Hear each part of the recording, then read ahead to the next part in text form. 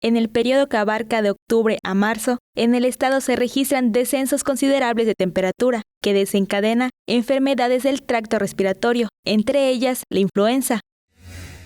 El cuadro de influenza es un cuadro totalmente inespecífico, es un cuadro respiratorio que se pudiera confundir incluso con COVID u otros virus respiratorios, como te decía, en esta temporada que todavía sigue invernal, estamos a nada de entrar a primavera, pero siguen circulando. El modo de transmisión es directa, por medio de gotitas de saliva que pacientes infectados con el virus expulsan al entorno cuando tosen, hablan o estornudan. Ante esa situación, se pide a la población vacunarse.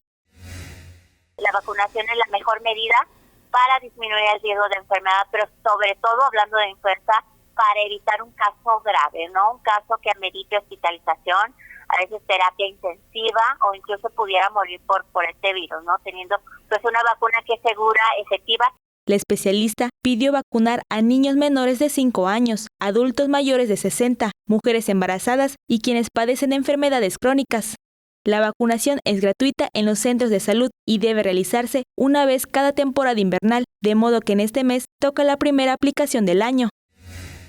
Es importante que en octubre, noviembre, regresen para la próxima vacuna que ya va a estar actualizada. No esperarse al siguiente año para vacunarse. Realmente la vacuna no es anual, más bien es una vacuna por temporada. Entonces, si te vacunas en marzo, en octubre, noviembre, regresa para la siguiente aplicación. Alejandra Pérez, Tele Yucatán, te informa.